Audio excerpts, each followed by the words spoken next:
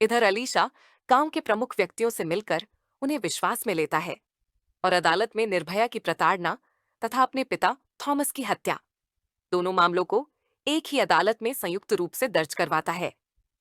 इसके बाद अलीशा स्वयं दोनों पक्षों के लोगों के साथ मिलकर मुकदमे की देखरेख और व्यवस्था करता रहता है।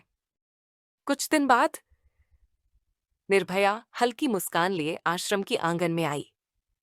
रत्नाकर मां दियो में तेल डाल रही थीं। निर्भया धीरे से बोली, मां, आज मेरा इंटरव्यू था। चयनकर्ता इतने खुश हुए कि उन्होंने कहा, बेटी, इस सूची में सबसे पहला नाम तुम्हारा होगा। क्षण भर को सन्नाटा छा गया। रत्नाकर मां के हाथ से दिया गिरते गिरते बचा। वह कांपते हुए कदम बढ़ाती हैं, निर्भया को अपने आंचल में भींच लेती हैं। आंखों से खुशी के आंसू बहते हुए वह कहती हैं, बेटी, आज मेरी तपस्या रंग लाई। तेरे उज्जवल भविष्य की ये खबर मेरे जीवन की सबसे बड़ी पूजा है। तू सदा झुक झुक जिए, यही मेरी सबसे बड़ी साधना है। कुछ दिन बाद निर्भया को आदेश मिला कि वह बेटी बचाओ, बेटी पढ़ाओ अभियान के अंतर्गत प्रशिक्षण के लिए अपनी ही ससुराल जाए। वह उसी की तैयारी कर रही थी कि तभी उसे अदालत से सिविल जज की पोस्ट के लिए 2 दिन बाद का ज्वाइनिंग लेटर भी प्राप्त हुआ। निर्भया ने इन दोनों अवसरों के बारे में अपनी आश्रम की मार्गदर्शक महिला रत्नाकर को बताया। यह सुनकर महिला रत्नाकर अत्यंत प्रसन्न हुई और निर्भया को गले लगाते हुए बोली, बेटी निर्भया आदित्य, इससे बढ़कर हमारे लिए खुशी और क्या हो सकती है कि तुम्हें एक साथ दो दो नौकरियों का अवसर मिला है। सफलता सचमुच तुम्हारे कदम चूम रही है। जाओ, अपने कर्तव्य पथ पर आरंभ करो और नए जीवन की शुरुआत करो। दृश्य, गांव का मंच, भीड़ बैठी है, निर्भया भी दर्शकों में, वक्ता जोश में।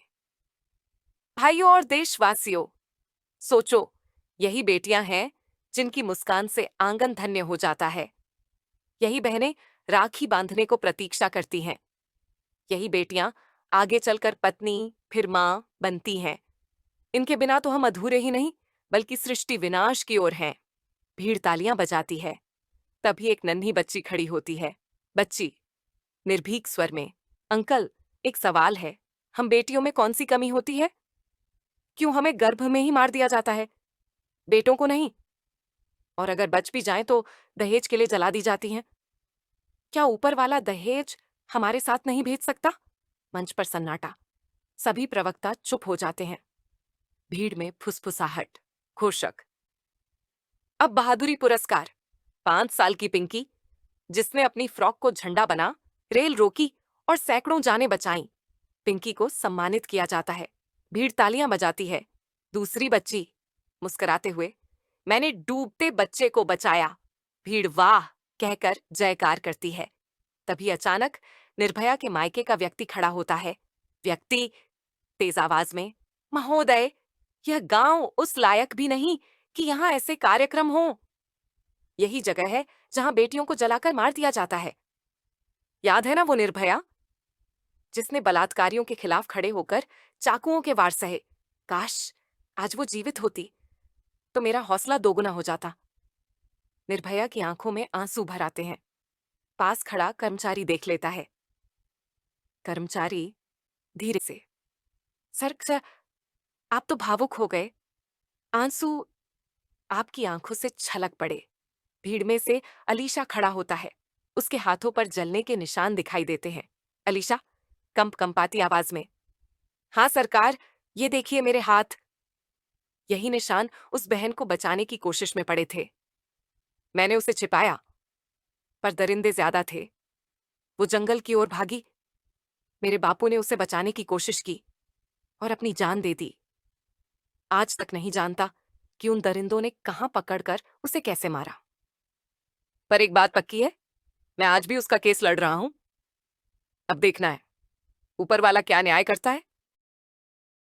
इधर कुछ दिन बाद निर्भया आदित्य की नियुक्ति सिविल जज के पद पर हो जाती है। संयोगवश उसके सामने 3 बड़े मामले आते हैं। 1, निर्भया को मिट्टी का तेल छिड़ककर मारने का प्रयास। 2, अलीशा के पिता की हत्या। 3, कॉलेज के दिनों में धनंजय साह द्वारा निर्भया पर चाकुओं से हमला। अदालत की कार्यवाही शुरू होती है। सबसे पहले मुल्जिम पेश किए जाते हैं। फिर गवाहों में निर्भया के पैतृक गांव के बुजुर्ग विद्याधर, ससुराल पक्ष से निर्भया का समर्थक अलीशा और ससुराल के ही प्रतिद्वंद्वी गिरिराज किशोर अदालत में पहुंचते हैं। जब तीनों गवाह जज निर्भया आदित्य को झुककर प्रणाम करते हैं, तो वह भी हाथ जोड़कर अभिवादन स्वीकार करती है और अपनी सीट से उठ खड़ी होती है।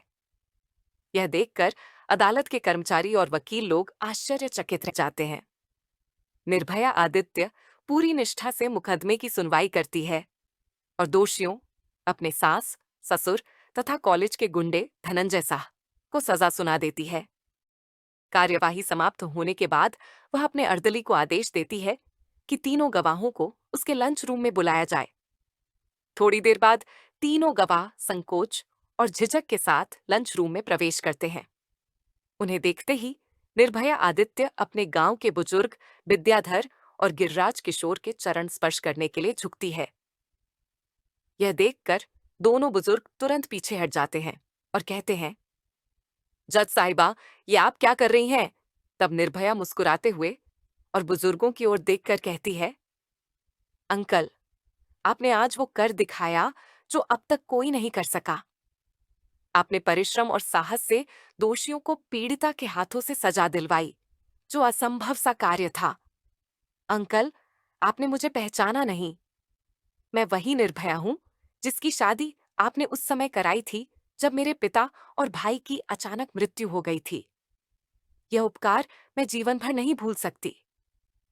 फिर वह ईसाई युवक अलीशा से हाथ मिलाकर कहती है, मेरे वीर बहादुर हिंदुस्तानी, तुम तो सच्चे रणबांकुरे हो।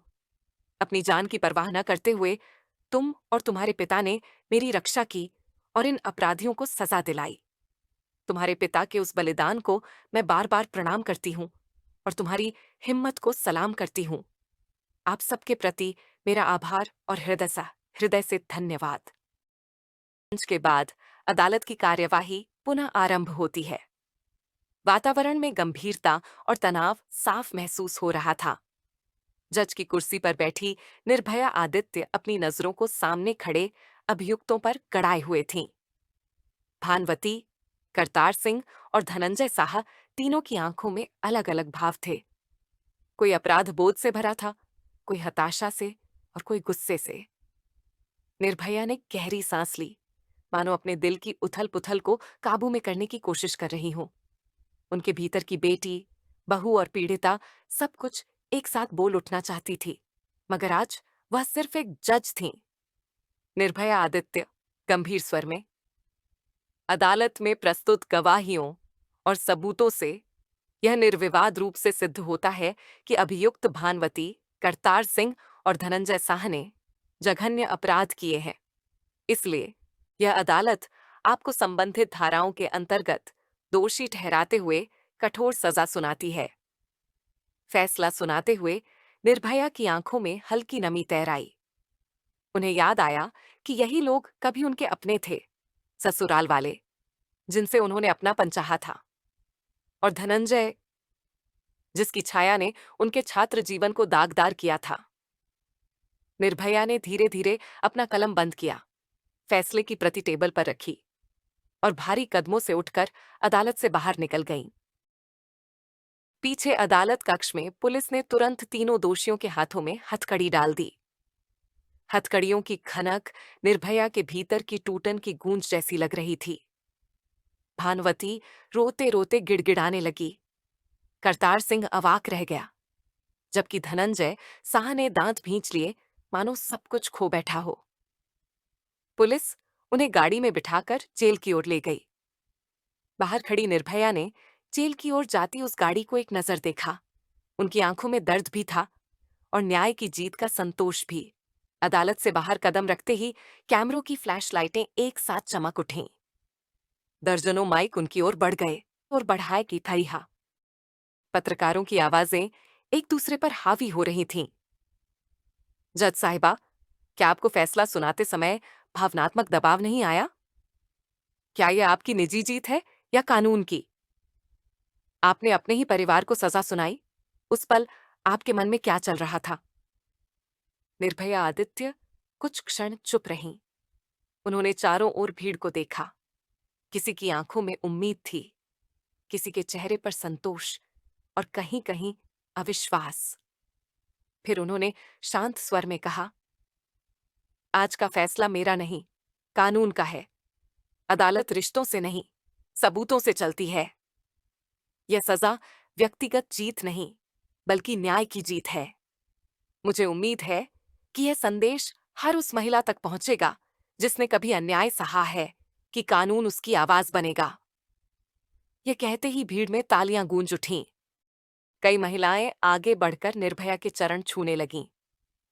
कुछ ने कहा, बेटी, तुमने हमें जीने का हौसला दिया है।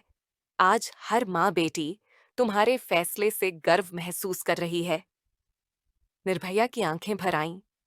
वह मन ही मन सोचने लगीं, काश माँ आज जीवित होती तो यह दिन देखकर कितना गर्व महसूस करती।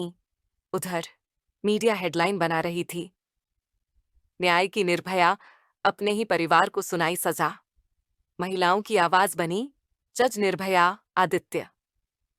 निर्भया ने भीड़ की ओर हल्की मुस्कान दी और अदालत की सीढ़ियों से नीचे उतर गईं।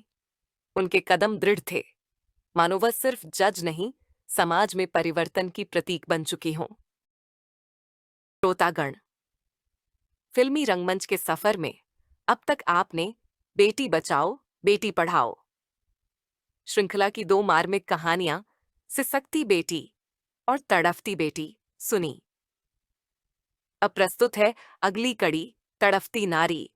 इस कथा में जमुना देवी को दुष्ट और आतताई पुलिस इंस्पेक्टर रंजीत कोठारी तथा उसके पिता जगन्नाथ कोठारी की क्रूरता का सामना करना पड़ता है।